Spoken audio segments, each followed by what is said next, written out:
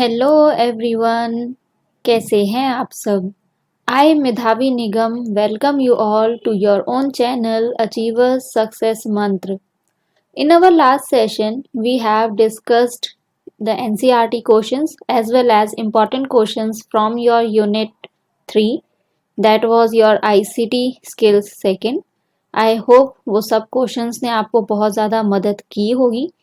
In today's session, we are going to discuss the NCERT questions and important questions from your Unit 4, that is Entrepreneurial Skills Second. And I hope that today's session will prove benefitable for you. तो चलिए आज का session शुरू करते हैं. So the first question is state whether the following statements are true or false. इसमें आपको बताना है कि ये जो statements हैं they are true or not. तो आपको true या false, सही या गलत बताना है. So A is entrepreneurs can create jobs in the market. Entrepreneurs जो है वो market में jobs create कर सकते हैं. So this is totally correct. क्यों? क्योंकि जब एंटरप्रेन्योर्स अपना खुद का बिजनेस रन करेंगे तो उस समय उन्हें पर्सन्स चाहिए होंगे हेल्प के लिए, तो ऑब्वियसली वो हायर करेंगे पर्सन्स को. तो इस तरीके से वो क्या कर रहे हैं, जॉब अपॉर्चुनिटीज क्रिएट कर रहे हैं दूसरे लोगों के लिए मार्केट के अंदर. So this one is totally true. Second is when many entrepreneurs sell mobile phones in a market. जब बहुत सारे एंटरप्रेन्योर्स मोबाइल फोन्स बेचते हैं मार्केट के अंदर, the prices of phones increase. तो फोन्स का जो प्राइस होता है वो बढ़ जाता है. So this is false. ऐसा नहीं होता, क्योंकि आपने अपनी रियल लाइफ में भी देखा होगा कि अगर आप डिफरेंट डिफरेंट स्टोर्स मोबाइल्स के विजिट करते हैं तो आपको हर जगह मोबाइल का एक ही प्राइस मिलेगा, कहीं पे आपको ज़्यादा प्राइस नहीं मिलेगा. Third, entrepreneurs identify a need in the market and build a product or service for it. Entrepreneurs जो होते हैं वो ज़रूरत पहचानते हैं कि मार्केट में किस चीज़ की ज़रूरत है और फिर उसके बेस पर वो प्रोडक्ट और सर्विस उस चीज़ के लिए तैयार करते हैं. So that is also true. Question second, Here are some stories of some entrepreneurs. इस क्वेश्चन में आपको कुछ एंटरप्रेन्योर्स की क्या दे रखी हैं, स्टोरीज दे रखी हैं. Tick the option for the quality they are showing. तो आपको क्या करना है, उस ऑप्शन को टिक करना है जिस तरह की क्वालिटी वो शो कर रहे हैं. First is Ravi's customer comes to his store. Ravi के जो कस्टमर है वो उसके स्टोर पर आते हैं and start shouting at him. और उस पर चिल्लाना शुरू कर देते हैं. He does not get angry. उसे गुस्सा नहीं आता. He listens to what his customer is saying. वो सुनता रहता है कि आखिर उसका कस्टमर क्या कह रहा है. He is dash. तो वो क्या चीज शो कर रहा है, hard working, confident, patient, trying new ideas. तो यहाँ पे जो आपका आंसर है that is your third, patience. क्योंकि जब कभी भी कोई यहाँ पर गुस्सा करता है तो आजकल लोगों का ये नेचर हो गया कि उन्हें भी गुस्सा आ जाता है, वो भी लड़ना झगड़ना शुरू कर देते हैं. बट यहाँ पर रवि क्या कर रहा है, वो लड़ झगड़ नहीं रहा अपने कस्टमर से, वो चुपचाप खड़े होके बस अपने कस्टमर की बातें सुन रहा है कि उसका कस्टमर आखिर उससे क्या कह रहा है. Second, Sushila decides to sell her company tyres. Sushila decide करती है कि वो अपने कंपनी के टायर्स को श्रीलंका में बेच देगी. It does not sell and she has a loss. वहां पर लेकिन उसके टायर्स बिकते नहीं है और उसे क्या हो जाता है, लॉस हो जाता है. She apologises to the people who work for her. तो वो क्या करती है, उन लोगों से क्षमा मांगती है जो कि उसके लिए काम कर रहे होते हैं. She says she will plan better next time. और क्षमा मांगते हुए, सॉरी कहते हुए क्या कहती है कि अगली बार वो और अच्छे तरीके से प्लानिंग करेगी. She dash. तो वो यहाँ पर क्या कर रही है, takes responsibility for your mistakes. वो आप गलतियों के लिए रिस्पॉन्सिबिलिटी ले रही है. Things before making a decision. कोई भी डिसीजन लेने से पहले सोच रही है. Does not give up. छोड़ नहीं रही, यानी कि हार नहीं मान रही. Fourth is creative. वो क्रिएटिव है इसके बारे में. तो यहाँ पे क्या है, first takes responsibility for your mistakes. वो अपनी रिस्पॉन्सिबिलिटी ले रही है कि हाँ मेरी गलती थी, मेरी वजह से ऐसा हुआ, लेकिन कोई बात नहीं, हम अगली बार इसको कर लेंगे। Question 3, tick the correct option for the function that the entrepreneur is doing. आपको क्या करना है, उस फंक्शन को टिक करना है जो कि एंटरप्रेन्योर कर रहा है। First, Ali has a diamond factory. Ali की एक डायमंड फैक्ट्री है। He pays his employees on the first of every month. वो अपने एम्प्लॉयज को हर मंथ की पहली तारीख को क्या कर देता है, सैलरी दे देता है। So the options are, first creates a new product, नया प्रोडक्ट बना रहा है वो। सेकेंड मैनेजेस द बिजनेस, अपना बिजनेस मैनेज कर रहा है। थर्ड टेक रिस्क, रिस्क ले रहा है। तो वो रिस्क नहीं ले रहा ऑब्वियसली, अगर वो हर महीने की पहली तारीख को अपने वर्कर्स को सैलरी दे रहा है तो वो कुछ गलत नहीं कर रहा। So he is doing what, manages the business. Second, Mary buys bulbs for her business from Noida. Mary क्या करती है, अपने बिजनेस के लिए नोएडा से कुछ बल्ब खरीदती है। She learns that bulbs are cheaper in Faridabad. और बाद में उसे ये पता लगता है कि फरीदाबाद में जो बल्ब हैं वो ज़्यादा सस्ते हैं। So she decides to start buying bulbs from there. इसलिए वो डिसाइड करती है कि वो क्या करेगी, बल्ब्स अब फरीदाबाद से ही खरीदा करेगी। So first what he is doing, the options are, makes decisions, divides income, takes risk. तो इनमें से वो क्या कर रही है, मेक डिसीजंस, वो यहाँ पर डिसीजन ले रही है। थर्ड, रहनुमा हैज टू पीपल। रहनुमा के पास दो लोग हैं जो कि उसके लिए काम करते हैं। Every day she spends 1 hour with them to learn about what they have done that day. और हर रोज वो उन दो लोगों के साथ 1 घंटा बिताती है ये जानने के लिए कि उस पूरे दिन में उन दोनों ने क्या किया है। First creates a new product, second divides income, third manages the business. तो रहनुमा यहाँ पर क्या कर रही है, अपना बिजनेस मैनेज कर रही है। That is your third option. Question 4, match each story below with the misconception about entrepreneurship. यहाँ पे इन्होंने क्या कर रखा है, आपको स्टोरीज दे रखी हैं और उन स्टोरीज को आपको उस मिसकंसेप्शन के साथ मैच करना है जो कि एंटरप्रेन्योरशिप के बारे में है। So let's mark them first कि ये हमारा ए है, it's second story and it's third story. तो इसी तरीके से हम इनको भी मार्क कर देते हैं, 1, 2 and 3. So let's start. The first is Ramu owns a large clothes shop. Ramu के पास एक बहुत बड़ी कपड़ों की दुकान है। Shamu has a small store selling handmade saris. जबकि शामू के पास एक छोटा सा स्टोर है जहां पर वो हैंडमेड साड़ीज बेचा करता है। Shamu does not call himself an entrepreneur. लेकिन शामू जो है वो अपने आप को एक एंटरप्रेन्योर नहीं कहता। तो इस स्टोरी से जो रिलेटेड हमारा मिसकंसेप्शन है वो है third, a person needs to have a big business to be called an entrepreneur. और ये हमने पढ़ा था कि एक एंटरप्रेन्योर कहलाने के लिए ज़रूरी नहीं है कि एक पर्सन के पास बहुत बड़ा बिजनेस हो। Second is Anna has a great idea for a website. Anna के पास एक बहुत अच्छा आइडिया है वेबसाइट के लिए। उसके पास 5000 रुपीज़ हैं और वो इंतज़ार कर रही है 20,000 मोर का, जिससे कि वो अपनी वेबसाइट शुरू कर सके।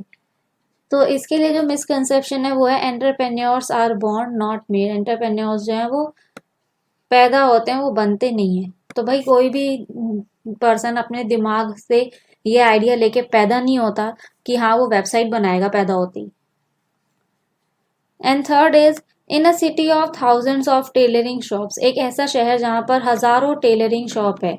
Gauri is a tailor who stitches good quality cloth. Gauri एक ऐसी टेलर है जो कि अच्छे क्वालिटी के क्लोथ स्टिच करती है and has a very successful business. और उसका जो बिजनेस है वो भी बहुत सक्सेसफुल है, यानी कि बहुत लोग उसके पास आते हैं।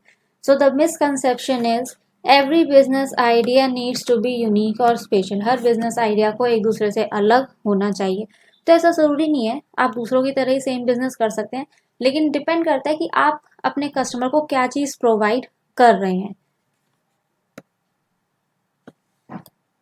Question 5, right against the option if the business idea is of self employment और वेज एम्प्लॉयमेंट। आपको ऑप्शन के साथ में लिखना है कि जो ये आइडियाज हैं ये किस कौन से हैं, सेल्फ एम्प्लॉयमेंट के हैं या फिर वेज एम्प्लॉयमेंट के हैं। So the first one is cooking in a restaurant. अगर आप एक रेस्टोरेंट में कुकिंग कर रहे हैं सो ऑब्वियसली ये एग्जाम्पल है आपका वेज एम्प्लॉयमेंट का। Second, owning a clothing business. अगर आपका अपना खुद का क्लोथिंग बिजनेस है so it is self employment. Third, having a dosa selling stall. अगर आपका खुद का डोसा बेचने का स्टॉल है so it is also a self employment. Question 6, match the columns. First, Surabhi opens 5 painting stores across India. Surabhi जो है वो 5 पेंटिंग स्टोर्स जो है खोलती है पूरे इंडिया में। तो ये कौन सा लेवल है उसका, एंटर, सर्वाइव या फिर ग्रो का। So it is the C part, grow. क्योंकि ऑब्वियसली उसने सबसे पहले जब एंटर किया होगा तो उसके पास एक ही स्टोर होगा, उसके बाद स्टोर ओपन करने के बाद उसने और ज़्यादा कस्टमर्स को अपनी तरफ अट्रैक्ट किया होगा और उसके बाद वो इतना मनी कमा पाई होगी कि उसने अब और सारे अपने स्टोर्स खोल लिए हैं। The second is there are many coaching classes in Mumbai. Mumbai में बहुत सारी कोचिंग क्लासेज हैं। Jacob owns one of them, और उनमें से एक जो है वो जैकॉब की है। He is starting morning batches to attract more students to his classes. वो क्या कर रहा है, मॉर्निंग बैचेज स्टार्ट कर रहा है जिससे कि वो और ज़्यादा से ज़्यादा स्टूडेंट्स को अपनी क्लासेस की तरफ अट्रैक्ट कर सके। तो अगर वो इस आइडिया को लेकर चल रहा है so the level on which he is, तो वो कौन से लेवल पर इसमें से आएगा, आपके सर्वाइव लेवल पे। क्योंकि वो सर्वाइव करना चाह रहा है, वो अपने आप को वहां पर पक्का करना चाह रहा है। Third is Salma has started her clothing line on the internet. Salma ने अपनी खुद की एक क्लोथिंग लाइन शुरू करी है इंटरनेट पे। तो अभी वो खुद एंट्री पॉइंट पे है, so it is the enter level. Question 7, multiple choice questions. आपको पता ही है मल्टीपल चॉइस क्वेश्चंस में आपको ऑप्शंस दिए होते हैं, उनमें से कोई एक या दो ऑप्शंस आपको करेक्ट निकालने होते हैं। So the first over here is which of the following shows the process of creating something new. इनमें से कौन सा ऑप्शन आपको ये दिखाता है कि वो एक ऐसा प्रोसेस है जिससे कि आप कुछ नया बना रहे हैं। Business model, modelling, creative flexibility, innovation. तो यहाँ पे आपका ऑप्शन होगा फोर्थ, इनोवेशन, क्योंकि इनोवेशन का मतलब ही होता है कुछ नया बनाना। Second, an entrepreneur into the clothing business. एक एंटरप्रेन्योर है क्लोथिंग बिजनेस का जो काम करता है। Found out the reason his hosiery was not selling. वो ये रीजन पता लगाता है कि जो उसकी हॉजरी थी वो क्यों नहीं बिक रही थी। Was due to its colour, और जो रीजन उसने पता लगाया वो था कि उसके कलर की वजह से वो नहीं बिक रही है, मार्केट में सेल नहीं हो रही। What should be the best source for this information. तो इस इंफॉर्मेशन का सबसे अच्छा सोर्स कौन रहा होगा, किसने उसे ये चीज बताई होगी कि सर आपके बिजनेस में ये प्रॉब्लम है। A supplier, B retailer, C competition, fourth government bureau. तो जो पर्सन उसे इसके बारे में बता सकता है that is option first, supplier. Third, to be successful in an entrepreneurial venture. अगर एक एंटरप्रेन्योरल वेंचर में आप सक्सेसफुल होना चाहते हैं, यू नीड, तो आपको क्या चाहिए, money, hard work, innovative idea, all the above. तो यहाँ पे आपको चाहिए ऑल द अबव। आपको पैसा भी चाहिए, कड़ी मेहनत भी करनी पड़ेगी और अच्छे आइडियाज भी चाहिए। Fourth, the term entrepreneur came from. ये जो टर्म है एंटरप्रेन्योर ये कहाँ से आई है, Latin, French, English, none of the above. तो एंटरप्रेन्योर जो है वो आपकी आई है ऑप्शन सेकंड, फ्रेंच से। Fifth, most important factor in forming a new business is. एक नया बिजनेस बनाने के लिए सबसे इम्पॉर्टेंट फैक्टर कौन सा होता है, finance, marketing, government support, family support. तो सबसे इम्पॉर्टेंट फैक्टर जो आपका यहाँ पर है वो है आपका first, finance. Question 8, do you think Bharti is an entrepreneur. क्या आप सोचते हैं कि भारती जो है वो एक एंटरप्रेन्योर है। Read her story and take the correct answer for each question. उसकी स्टोरी पढ़िए और हर क्वेश्चन के लिए करेक्ट आंसर को मार्क करिए।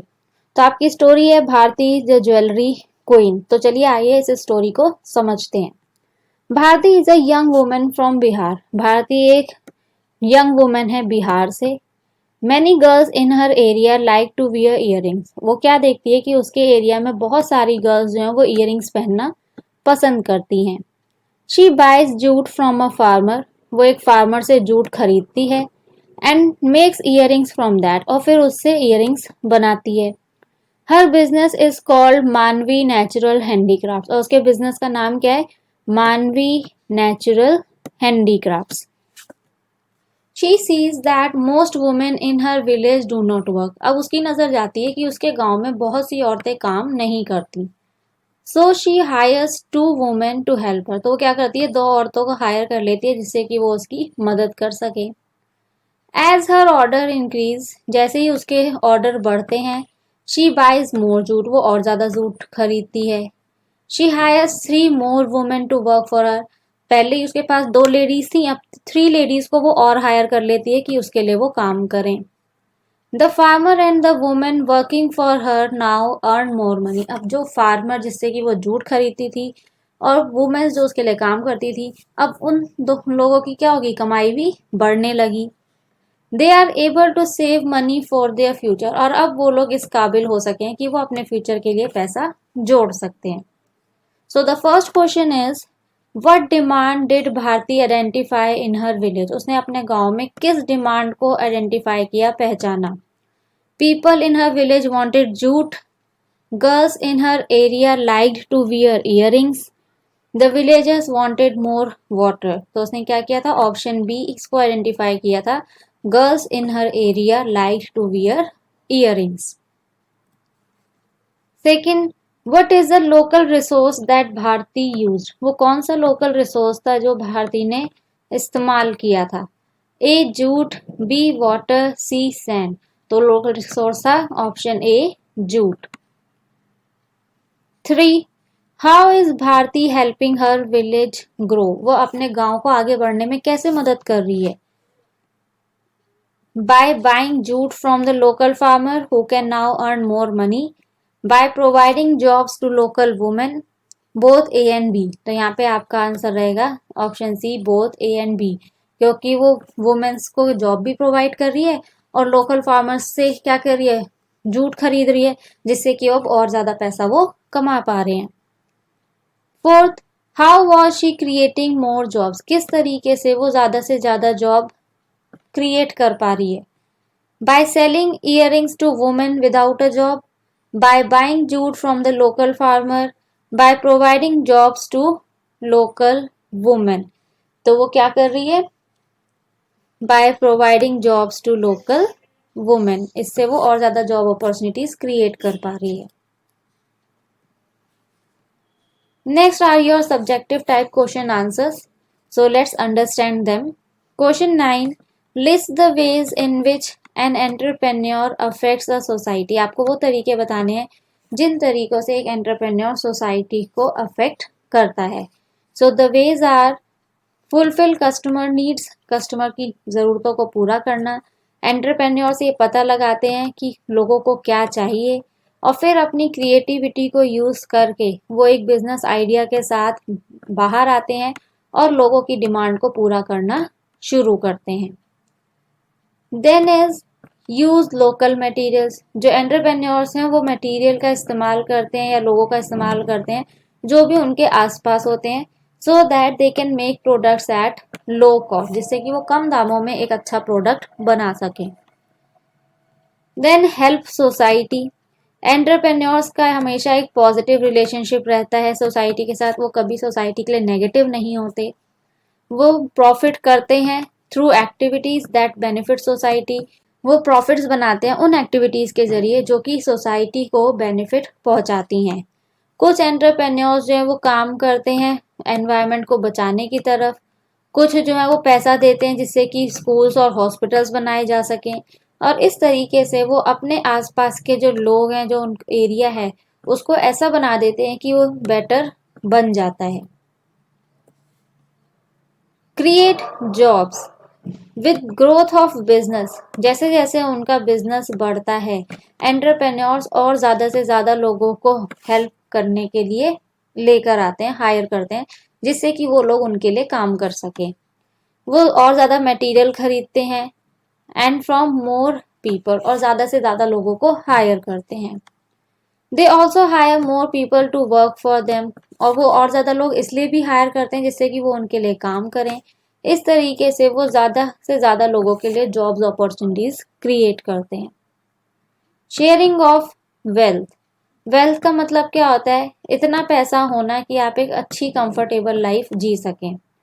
जैसे जैसे एंटरप्रेन्योर्स अपना बिजनेस बढ़ाते जाते हैं, तो वो लोग जो उनके लिए काम करते हैं या वो लोग जो उनके बिजनेस से जुड़े हुए होते हैं, वो सब भी ग्रो करना शुरू कर दें, यानी कि उनकी लाइफ भी एक अच्छे ट्रैक पर आ जाती है। They have more money to live a better quality life, उनके पास इतना पैसा होता है कि वो एक अच्छी लाइफ जी सकते हैं। And last is your lower price of products. As more entrepreneurs sell the same product, जितना ज़्यादा एंटरप्रेन्योर्स एक ही प्रोडक्ट को बेचते हैं, जो प्राइस होता है प्रोडक्ट का वो कम हो जाता है। जैसे कि जब बहुत सारे मोबाइल फोन्स इंडिया में बिकने शुरू हुए थे, तो मोबाइल्स की जो कॉस्ट थी वो क्या हो गई थी? कम होती चली गई थी। वरना जो सबसे पहला मोबाइल इंडिया के अंदर आया था वो बहुत महंगा था। Question 10, how does entrepreneurs contributes to individual, entrepreneurs किस तरीके से इंडिविजुअल्स को मदद करते हैं? So how they are contributing, it gives independence and freedom to set your own schedule. ये क्या देता है? आज़ादी देता है कि आप अपना खुद का एक शेड्यूल बना सकते हैं।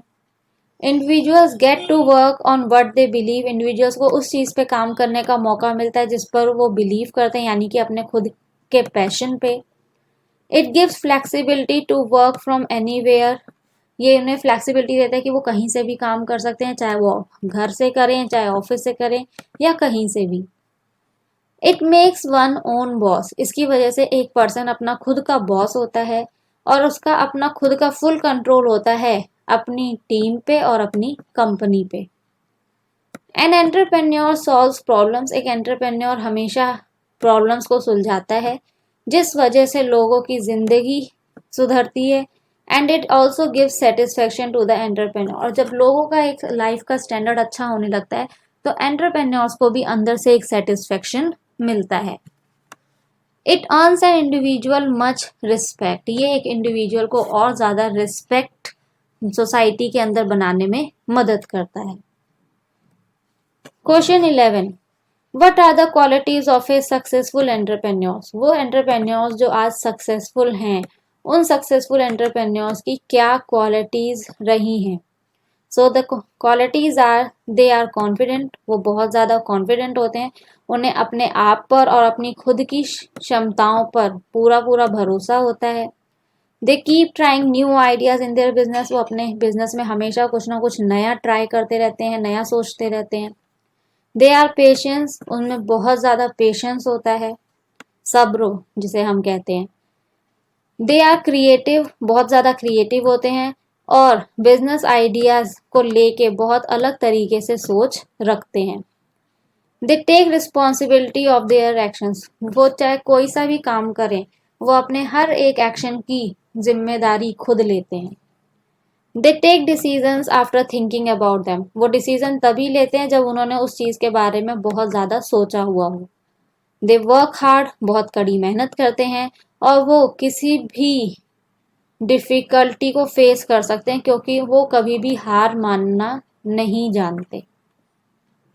Question 12, what are the various functions of an entrepreneur, एक एंटरप्रेन्योर के अलग अलग फंक्शंस कौन से हैं?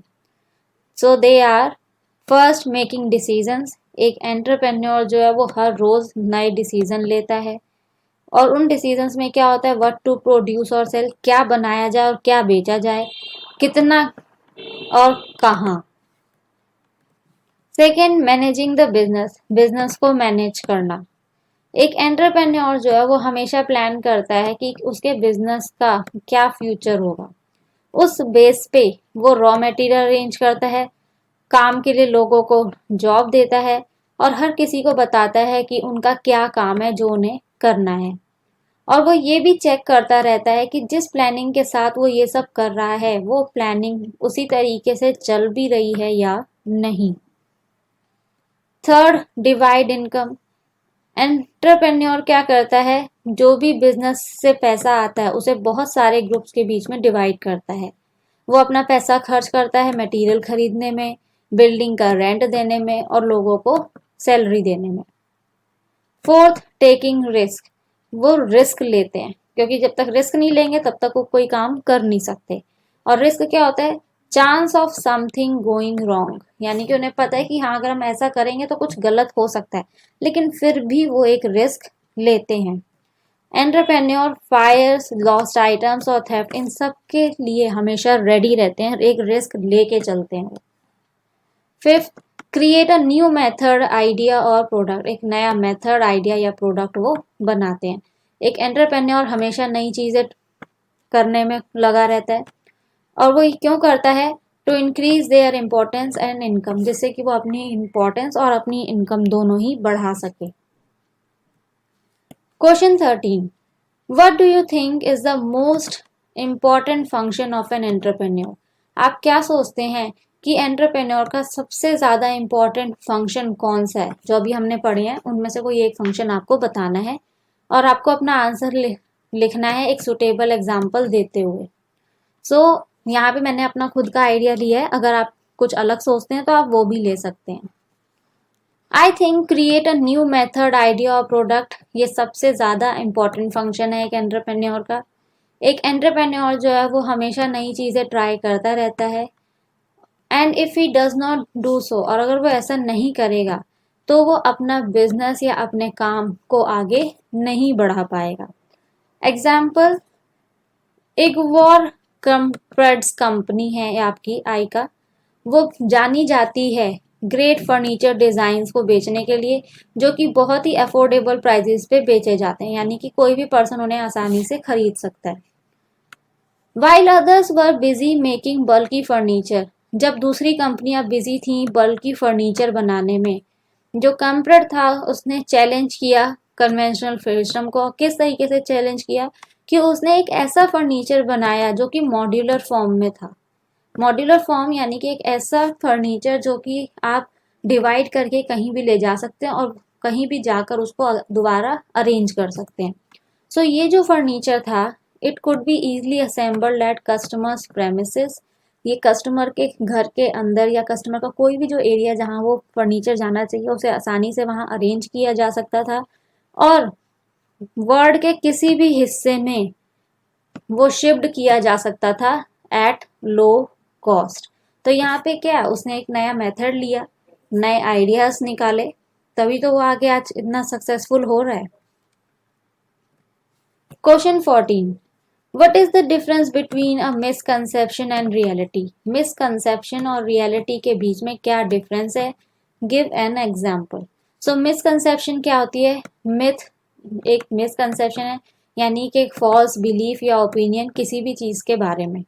फॉर एग्जाम्पल, अगर हम ये सोचें कि टॉल पीपल जो लंबे लोग होते हैं वो छोटे लोगों से ज़्यादा तेज़ दौड़ सकते हैं, तो ये हम गलत भी हो सकते हैं, क्योंकि हम नहीं कह सकते कि भाई अच्छा वो लंबा है तो वो तेज़ दौड़ेगा, ये छोटा है तो ये नहीं दौड़ेगा। नहीं, ट्रुथ क्या है, शॉर्ट पीपल भी, छोटे लोग भी तेज़ दौड़ सकते हैं। Reality, reality means the things which actually exist, वो चीज़ें जो कि वास्तव में एग्जिस्ट करती हैं।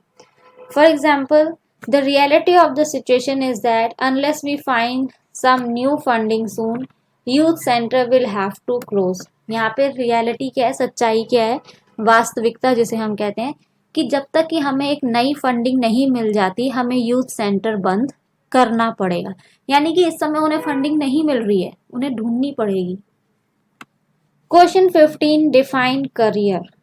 सो career is what, it is a line of work जो कि एक पर्सन चूज करते हैं अपनी लाइफ के लिए।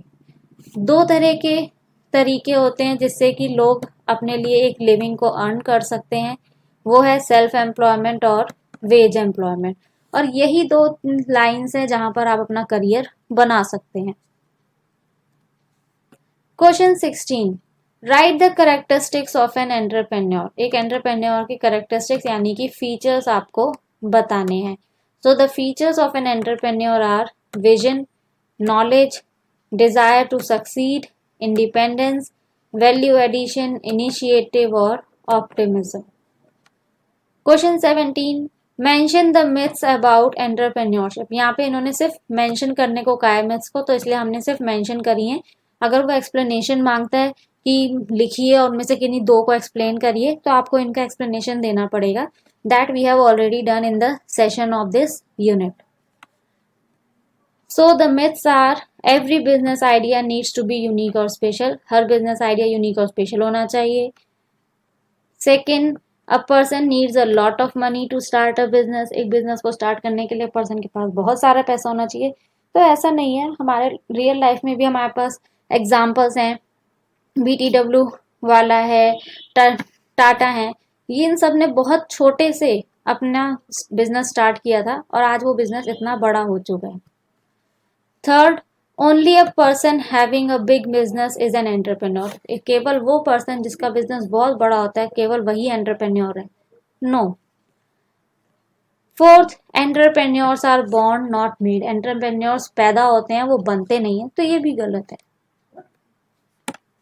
Question 18, differentiate between entrepreneur and entrepreneurship, entrepreneur और एंटरप्रेन्योरशिप के बीच में आपको डिफरेंस बताना है।